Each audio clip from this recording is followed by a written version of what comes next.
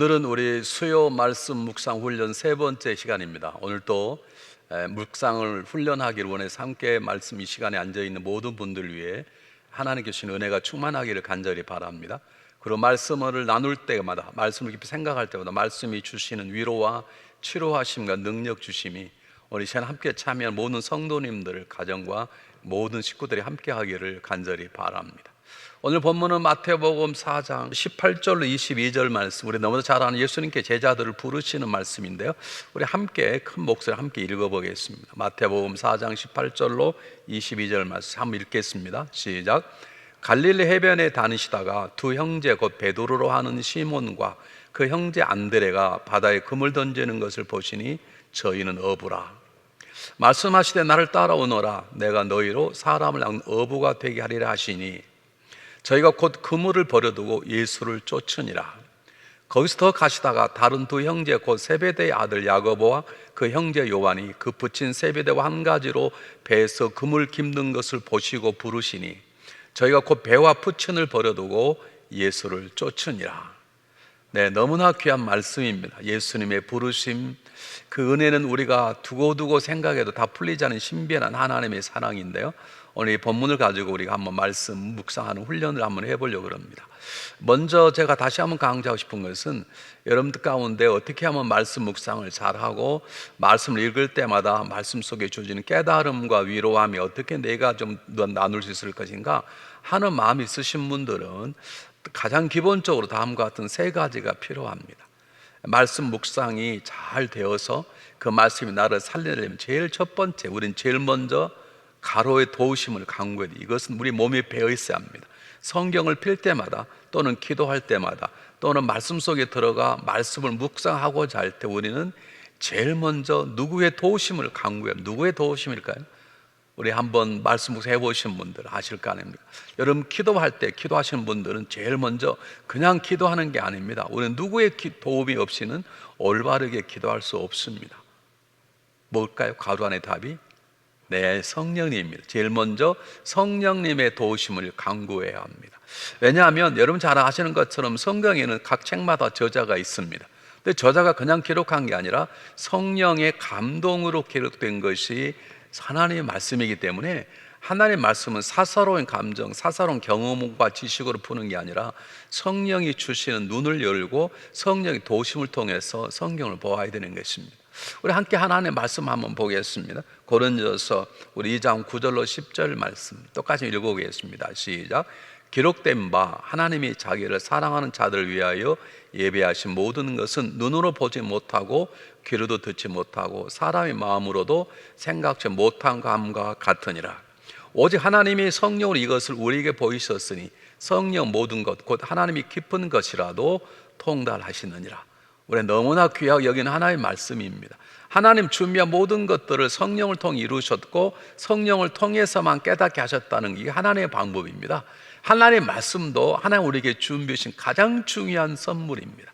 그렇기 때문에 하나님의 말씀을 잘 깨닫고 그 말씀이 내 살아가는 삶 속에 영의 양식이 되고 내가 걸어갈 길에 가장 중요한 방향이요 내 힘이 되려 그러면 우리는 성령님의 도우심이 필요합니다.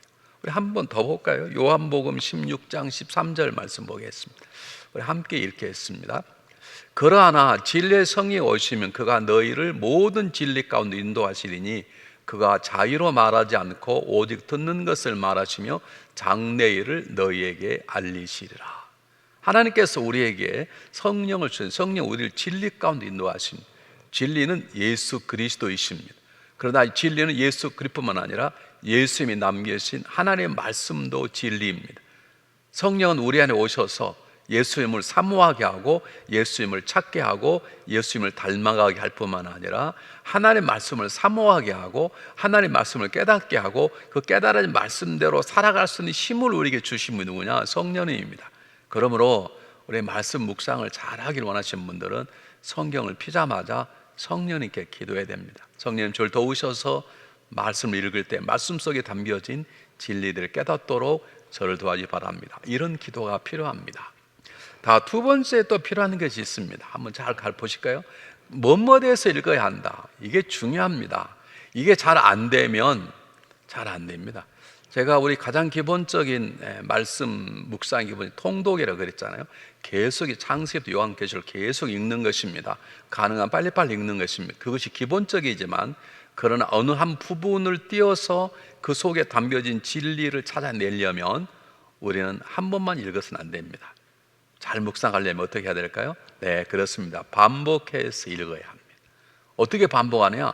적어도 오늘 요한복음 우리 8장 마태복음 4장 18절 22절을 읽었는데 그걸 읽을 때 성경을 이제 보지 않고 남에게 예수님 첫 번째 누구를 부르셨고 또 지나가시다가 두 번째 누구를 부르셨다 이렇게 말할 수 있을 정도로 내용을 요약할, 뭐 글자 하나하나는 아니더라도 내용을 요약할 수 있을 정도까지 반복해서 읽어야 합니다. 특별히 읽다가 내 마음을 사로잡는 단어나 어떤 사건이나 어떤 것들이 느껴질 때까지 계속 읽으셔야 합니다. 반복적으로 어떨 때는 2번, 어떨 때는 10번도 필요할 때가 있습니다. 여러분, 이게 굉장히 중요합니다. 아무리 뛰어난 사람일지라도 성경을 한 번 읽고 그 가운데 진리의 은혜를 찾아낸다는 건 절대 쉽지 않습니다. 여러분 꼭 기억하십시오. 가능한 반복해서 읽으십시오. 세 번째 중요한 건 반복 읽는데 예전에 읽었던 것들을 가슴에 두고 읽으시면 안 됩니다. 예를 들면 여러분 성경책을 사면 성경에다가 우리 설교 들을 때 가끔 성경책에다가 들었던 얘기를 써놓잖아요. 근데 그걸 써놓은 걸 그냥 읽으시면 예전 생각이 묶여져서 새로운 진리를 깨닫기가 힘듭니다. 여러분 똑같은 본문이지만 30대 읽을 때하고 40대, 50대 읽을 때하고 다릅니다. 똑같은 본문이지만 사업이 잘 될 때와 사업이 어려울 때 읽을 때 주는 메시지가 다릅니다. 그러므로 성경을 반복 읽는데 처음 읽는 것처럼 읽는 게 중요합니다. 그래서 저는 제 사무실 보는 성경책하고 제가 집에 제 책상에 있는 성경책하고 제가 설교를 준비할 때 있는 성경책하고 제가 오늘처럼 설교를 가지고 갈 때 읽는 성경책 각각 다릅니다. 왜냐하면 처음 보는 것처럼 보려고 하기 때문인 것입니다. 꼭 기억하시기 바랍니다. 세 번째는 우리가 다 완벽하지 않습니다. 그리고 성경 자체가 사실 그렇게 쉽게 쓰여진 본문이 아닙니다. 그렇기 때문에 참고 서적이나 또는 컴퓨터를 이용해서 더 깊이 살펴볼 필요가 있습니다. 요즘은 컴퓨터가 너무 잘 되어 있어서 성경 구절만 딱 치면 그 성경 구절에 대한 설교 못들이 거의 다 나와 있어요. 네, 거기서 들어가시든지 아니면 적어도 책을 몇 권 사시는 게 좋은데 전체 주석책을 사기는 부담스러우실 거예요. 그런데 요즘은 아주 좋은 신약 성경을 주석한 한 권의 책, 단권 주석책이 있고요. 구약을 한 권에 대한 구약 단권 주석책이 있습니다. 여러분 그런 것들은 2권만 사면 되는 거예요. 사서 때때로 모를 때 살펴볼 필요가 있는 것이죠. 왜냐하면 우리가 공부하지 않고는 절대로 깨닫지 못하는 것들이 있습니다. 알아야 배워야 깨닫는 것들이 있어요. 그것들은 컴퓨터나 책이 필요한 것이고요. 그러므로 우리가 여러분 교회에서 주어진 성경 공부나 특별한 세미나에 참석하는 게 필요합니다. 그래야 성경이 열리는 거예요. 절대 배우지 않고는 안 열리는 부분들이 있습니다. 왜 이게 무슨 뜻인지, 왜 이게 어떤 역사인지 그런 것들은 세미나나 성경 공부를 통해서 배우게 될 때 우리는 말씀 묵상을 잘 할 수 있습니다. 꼭 기억하시길 바랍니다. 3가지 기억하십시오. 성경을 필 때마다 성령의 도우심을 바라기 바랍니다. 그리고 가능하면 어떤 글자나 어떤 뜻이 나에게 올 때까지 반복적으로 성경을 읽으십시오.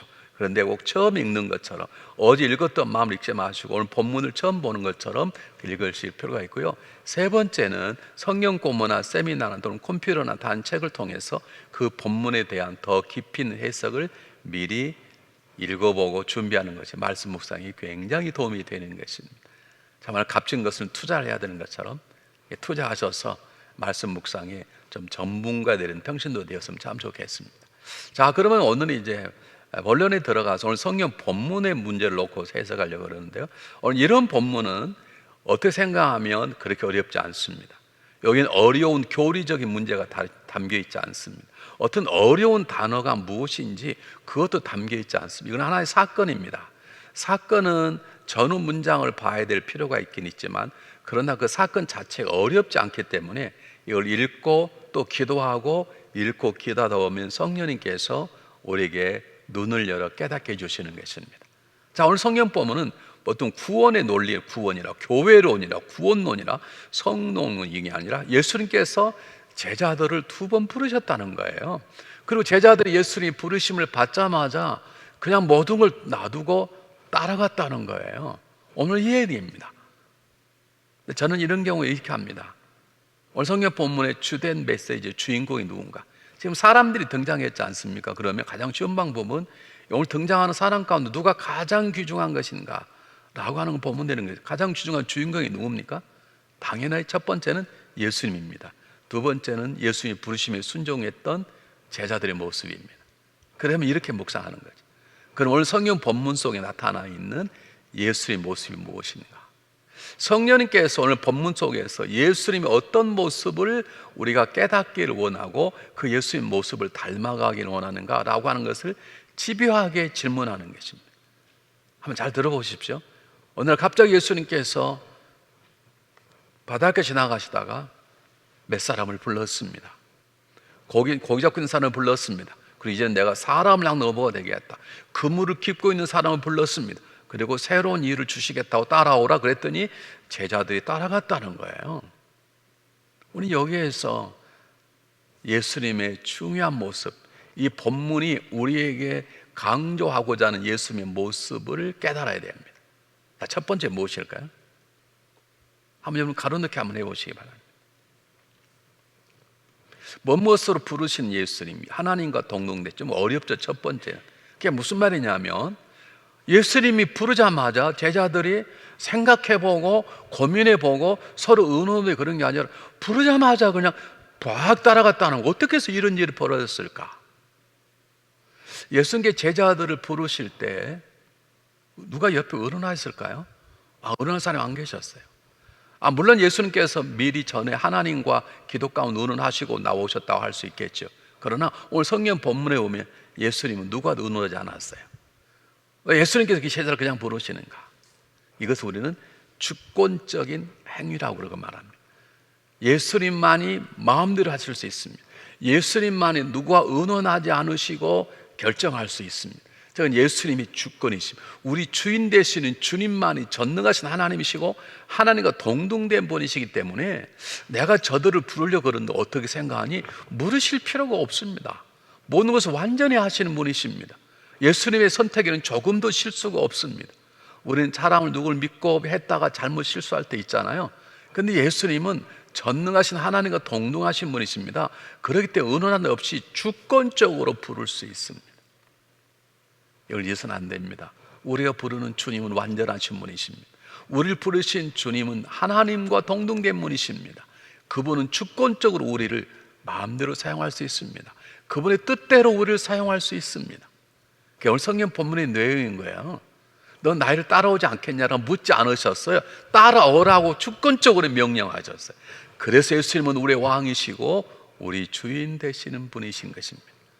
예수님께서 만약에 우리에게 너 나를 따라오렴, 따라오는 게 더 좋지 않겠니?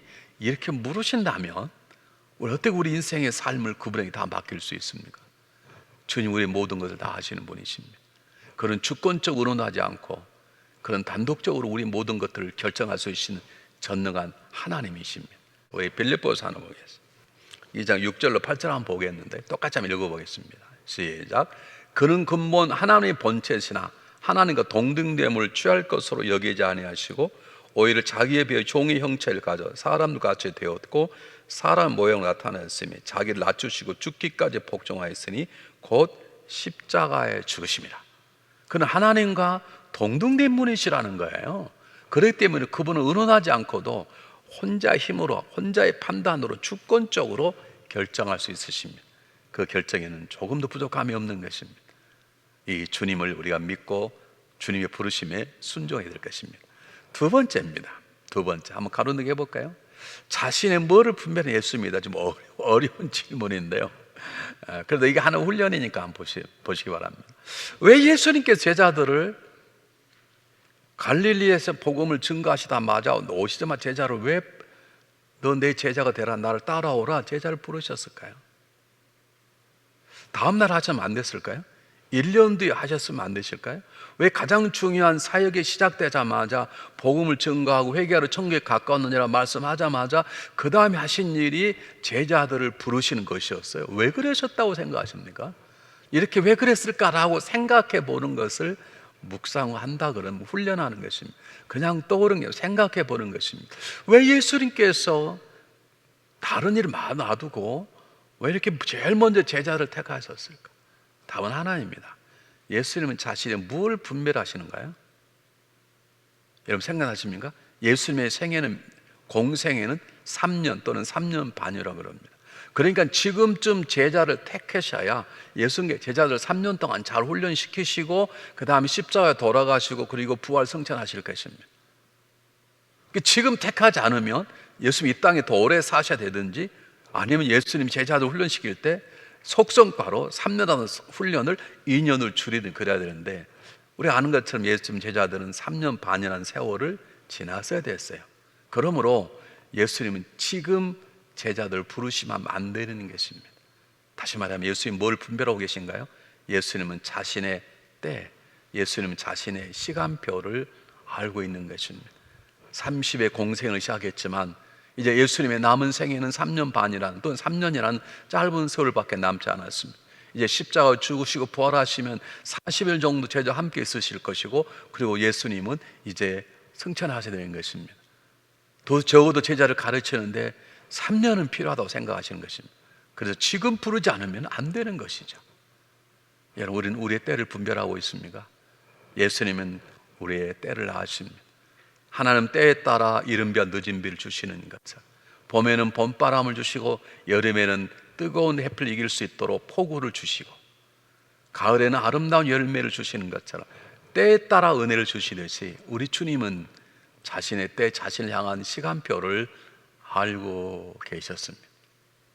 우리는 나의 시간표를 알고 있나요? 내가 지금 기도할 때인지 헌신할 때든지 내가 열심히 일할 때인지 모든 걸 내려놓고 쉴 때든지 그래 주님처럼 때를 분별했으면 좋겠습니다. 자, 한번 보실까요? 예수님은 정말 자기의 때를 아셨는가? 요한복음 4장 23절 한번 보겠습니다.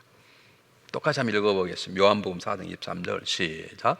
아버지께 참으로 예배하는 자들은 신령과 진정으로 예배할 때 오나니 곧 이때라. 아버지께서는 이렇게 자기에게 예배하는 자들을 찾으시니라. 예배할 때가 온다는 걸 아는 거야. 지금 여러분 잘 아는 수가성 여인에게 이제 조금만 기다려. 내가 죽고 다시 살아나고 그리고 성령이 이 땅에 임하시기 시작하면 이 땅에 새로운 예배가 일어나게 될 거야. 그때는 꼭 예루살렘 모이지 않아도 각자 가정에서 교회에서 예배 드릴 수 있을 거야. 그렇게 때를 얘기하는 것입니다. 예수님은 때를 잘 분별하신 분이십니다. 하나 더 보겠습니다. 요한복음 13장 1절 말씀이겠습니다. 똑같이 읽어보겠습니다. 시작. 유월절 전에 예수께 자기가 세상을 떠나 아버지께 돌아갈 때가 이른 줄 아시고 세상에 있는 자기의 사람 사랑하시되 끝까지 사랑하시니라. 예수님은 유월절이 가까이 오자 이제 내가 이 땅의 공생의 시간이 얼마 남지 않았구나. 그걸 때를 안 거예요. 그리고 남은 시간 가운데 시자들 더 가까이 하고 더 사랑하였다는 것이죠. 예수님은 예수님의 때를 분별하고 있습니다. 우리는 우리의 시간표를 알고 있습니까? 그 다음 보겠습니다. 예수님은 또 하나의 놀라운 모습을 가지고 계신데 한번 가늠듣기를 잘 해보시길 바랍니다. 좀 어려워요. 그런데 너무 쉬운 것부터 하면 안 잘하니 좀 어려운 것도 해봐야 잘하지 않습니까? 잘 보시기 바랍니다. 자, 힌트를 하나 드리겠습니다. 예수님께 제자들에게 처음 보는 사람인데 널 날 따라오라. 이제부터는 사람랑 어부가 되게 하겠다. 그러면 고기 잡던 사람들이 사람을 낚는 어부라 우리는 고기를 낚는 것이지 사람을 낚는 어부가 아닙니다. 이렇게 얘기할 수 있잖아요. 그런데 아무 말도 하지 않고 모든 걸 버려두고 예수님을 쫓았습니다. 여러분 재산을 버려 배를 버렸습니다. 두 번째는 부치는과 배를 버리고 갔습니다. 이건 쉽지 않습니다. 근데 어떻게 그런 일을 벌일 수 있을까요? 여러 가지 이유가 있습니다. 가장 중요한 이유가 있습니다. 가론듣기 한번 해보시기 바랍니다. 강력한 무엇을 소유한 예수님, 수많은 사람들을 끌어당기는 힘이 예수님께 있었습니다. 뭘까요? 예수님이 가는 곳마다 수많은 사람들이 모여들었습니다. 어느 때는 예수님이 쉬려고 하면 먼저 사람들이 와서 예수님을 기도하게 했었습니다. 이것을 우리는 예수님이 사람을 끌어당기는 인력이라고 말합니다. 또는 사람에게 멋져 보이는 매력이라고 말합니다. 예수님은 사람을 끌어당기는 강력한 힘이 계셨습니다. 거기다 아무런 변명하고 예수님 오라 하면 그냥 따라가게 되는 것입니다. 그것은 그들이 현명하거나 지혜로운 게 아니라, 맞다, 저자가 진정 구원자다라고 깨달은 게 아니라 예수님의 부르심이 워낙 강하니까 끌려가지 않을 수 없는 것입니다. 어쩌면 오늘 우리가 구원받은 것도 우리의 명철함의 지혜가 아니라 우리를 강력하게 끌어가시는 하나님의 은혜일 수 있습니다. 우리가 주님을 섬기는 것도 주님이 매력적인 존재이기 때문인 것입니다. 한번 성경 한번 보실까요? 뭐라고 나와 있는지. 마태복음 4장 25절 한번 보겠습니다. 똑같이 한번 읽어보겠습니다. 마태복음 4장 25절 똑같이 읽습니다. 시작.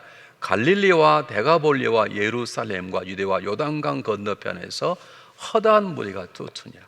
많은 사람들이 주님을 쫓아다니는 거예요. 왜냐하면 주님의 말씀을 전가하는 것도 너무 감동적이지만 주님께서 병자를 고치니까 자기의 병도 고침받고 잘 뿐만 아니라 예수님의 말씀과 행하시는 것이 사람들을 확 잡는 아주 매력적인 모습인 것이. 여러분은 이웃에게 매력적인 존재입니까? 한번 생각해 보시기 바랍니다. 성경 다시 하나 보실까요? 마태복음 14장 13절 14절 한번 보겠습니다. 똑같이 한번 읽어보겠습니다. 시작. 예수께서 들으시고 배를 타고 떠나사 따로 빈들에 가신 무리가 듣고 여러 고을로부터 걸어서 쫓아가니라. 예수께서 나오자 큰 무리를 보시고 불쌍히 여기사 그 중에 있는 병인을 고쳐주시니라. 사람들이 미리하러 온 거예요. 여러분, 이게 굉장히 중요한 것입니다. 오늘 예수님을 닮아가는 사람입니다. 예수님을 세상에 증거하는 사람입니다. 예수님이 강력한 매력과 사람을 끌어내는 힘이 있다는 걸 세상에 증거되는 것입니다. 그러면 어떻게 해야 돼요? 우리가 매력적인 존재가 되어야 되는 거죠. 내 자신을 높일 게 아니라 매력 덩어리인 예수님을 증거하기 위해서 내가 매력적인 남편, 매력적인 아내, 매력적인 집사, 매력적인 권사, 매력적인 장로, 매력적인 목사가 되어야 되는 것이죠. 사람을 잡아 끄는 힘이 우리에게 있어야 되는 거죠. 자, 네 번째 보겠습니다. 네 번째 한번 보세요. 예수님이 제자를 부르시니까 제자들이 금방 따라갔습니다. 제자들은 무엇을 온전히 읽으시는 전지전능자입니다. 예수님이 이들의 마음을 알았다는 어떻게 알았을까요? 가르쳐 제가 답을 말해버렸어요. 제자들의 마음을 온전히 읽으시는 전지전능자. 어떻게 알았을까요? 저들은 내가 부르면 즉각적으로 따라올 사람을 다 한 거예요. 그렇지 않아서 예수님이 어떻게 부르셨겠습니까? 내가 저들을 사람 어부가 되리라 하면 저들이 무슨 뜻인지는 몰라도 따라온다는 것을 예수님이 아신 거예요. 또 어떤 성사학자는 이렇게 해석한 적이 있습니다. 고기 잡고 있는 어부들, 그물을 깃고 든 제자들도 또는 세례 마태도 어쩌면 마음속에 이렇게 살아서는 안 되는데, 내가 뭔가 새로운 삶을 살아야 되는데 그런 갈급함이 있었을 거라는 거예요. 그 마음을 주님이 탁 건들기 때문에 그렇다, 지금 새롭게 살자, 그런 마음을 가졌을 거라고 그렇게 해석한 분도 계십니다. 근데 어쨌든 가장 중요한 것은 저들은 내가 부르면 즉각적으로 순종할 사람이라는 것을 예수님은 마음을 읽고 있었습니다. 한번 성경 한번 보실까요? 성경이 뭐라고 나와 있는지. 우리 마태복음 9장 4절 말씀 잘 보시길 바랍니다. 똑같이 읽습니다. 시작. 예수께 그 생각을 아시고 가라사 너희 어찌하여 마음에 악한 생각을 하느냐. 지금 예수님 주변에 예수님 기적을 행하시고 병을 고치고 복음을 증거하니까 허다한 사람들이 예수님께 이끌려 예수님 모이들지만 그걸 싫어하는 적대자들이 많이 있었습니다. 근데 예수님께 그들의 마음을 다 아는 거예요. 그들의 소리내서 의논한 게 아닌데 그들이 자기들끼리 뭐라고 소근소근거리는 예수님 그들의 마음을 다 읽고 계시는 거예요. 저는 목회할 때 가장 위로가 되는 건 그 누구도 내 마음을 몰라줘도 우리 주님이 내 마음을 읽으시겠지. 그러면 위로가 됩니다. 왜냐하면 특히 목회자의 길 때 어렵거든요. 오해도 많이 받고 또 부족하기 때문에 공격도 많이 받고 그러잖아요. 그런데 참 위로가 되는 것은 다른 사람은 몰라도 적어도 주님은 내 마음을 아시지 라는 생각하면 위로가 되고 힘이 나는 것입니다. 성경 한번 더 보실까요? 마태복음 2장 5절로 8절 말씀 좀 길지만 한번 천천히 읽어보겠습니다. 시작. 예수께 저희의 믿음을 보시고 중풍병이 이르시되 소자야 내 죄사함을 받았느라 하시니 어떤 서기관들이 거기 앉아서 마음에 의논하기를 이 사람이 어찌 이렇게 말하는가 참나무도다. 오직 하나님 한 분 외에 누가 능히 죄를 사하겠는가. 저희가 속으로 이렇게 의논할 줄 예수께서 곧 중심에 아시고 이르시되 어찌 이것을 마음에 의논하느냐. 주님께서 다 아는 거예요. 주님께서 중풍병자의 믿음을 다 보시고 아시는 거예요. 그들을 데리고 온 사람의 믿음을 다 보시고 아시는 거예요. 그리고 그를 고치시는 예수님을 보시고 편안하는 바리새인들 율법자들의 마음을 다 아시고 나무라시는 거예요. 여러분, 예수님은 저의 마음도 알고 바로 여러분의 마음도 알고 계십니다. 우리는 우리만 가지고 있는 상한 마음이 있지 않습니까? 아무도 알아주지 않는, 아무리 얘기해도 누가 이해할 수 없는 마음을 우리 삶의 한 부분들이 있지 않습니까? 그런데 하나님은 그 모든 걸 헤아리고 계십니다. 주님 우리 모든 마음을 알아주시는 전지전능자이십니다. 그 다음 또 보겠습니다. 다섯 번째, 우리는 지금 부르실 때 예수님께서 형제들을 이렇게 공동체로 부르셨어요. 제가 답을 계속 말씀하는데 뭘 부르신 예수님일까요? 네, 여러 명을 부르신 예수님, 공동체를 부르신 예수님. 예수님은 한 명을 부르지 않았습니다. 여러 명을 부르셨습니다. 무슨 뜻일까요? 예수님은 하나님의 공동체가 되기를 원하는 것입니다. 예수는 우리가 일대일로 만나 주님을 닮아가고 주님께 배우고 주님의 은혜를 받는 걸 원하지만, 그건 우리가 일대일로 만나는 게 아니라 그런 우리를 일대일로 만나서 우리가 서로 하나의 공동체를 만들어 가기를 원하는 것입니다. 이 점이 굉장히 중요합니다. 내가 왜 내 옆 집사님들, 옆에 함께 일하는 권사님, 장로님, 목사님들을 사랑해야 하고 위해서 기도해야 되는가? 하나님 우리를 그렇게 함께 부르셨기 때문입니다. 하나님 일대일로 부르셔서 하나의 공동체로 만들어 나가시는 것입니다. 오늘 성경 본문은 형제들을 함께 부르셨습니다. 여러 명을 함께 부르시는 것이죠. 하나님은 우리 모두를 모아서 주님 몸을 이루는 크고 작은 공동체를 만들기 위함인 것입니다. 굉장히 중요합니다. 여섯 번째입니다. 여섯 번째 어렵지 않을 것이, 이번에 제가 답을 미리 말하지는 않겠어요. 새로운 무엇을 주시는 예수님. 예수님께서 그냥 부르지 않았습니다. 넌 나를 따라오라. 그렇게 예수님께서 말씀하지 않으셨습니다. 예수님이 그를 부르시고 그냥 부르신 게 아니라 분명한 뭘 주셨을까요? 사명을 주셨습니다. 분명한 새 일을 주신 것입니다. 지금까지 한 번도 생각해보지 못했던, 한 번도 추구해 못했던 새로운 일을 주시는 것입니다. 고기만 잡던 그들에게 이제는 사람을 향한 어부가 되겠다는 놀라운 새로운 사명을 주시는 것입니다. 주님이 우리 모두를 부르셔서 중앙연합감독이라는 공동체를 세우셨습니다. 우리 중앙연합감독이 담당할 사명이 있고, 그 사명을 감당하기 위해서 집사인 내가, 권사인 내가, 장로인 내가, 목회자인 내가 감당해야 될 각자의 사명이 있습니다. 우리 공동체적인 사명이 있어요. 그건 뭡니까? 사람을 낚는 어부가 되는 거예요. 우리 교회 공동체의 영원한 사명이 뭡니까? 예수를 전하는 교회고 성령의 역사하는 교회예요. 그 일을 위해서 우리 각자 부른 부름은 좀씩 달라요. 여러분 다 다릅니다. 그 점을 기억하시기 바랍니다.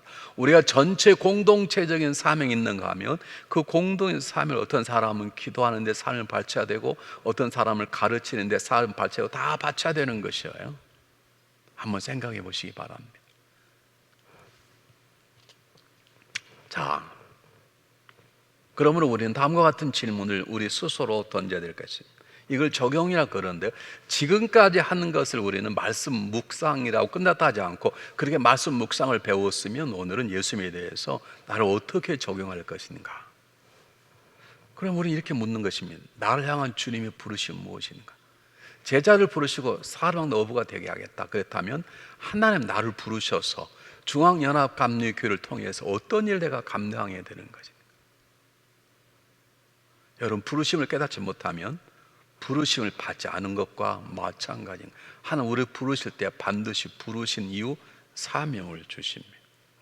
두 번째는 내가 부르심을 아는데 내가 그 부르심에 즉각적으로 순종했는가?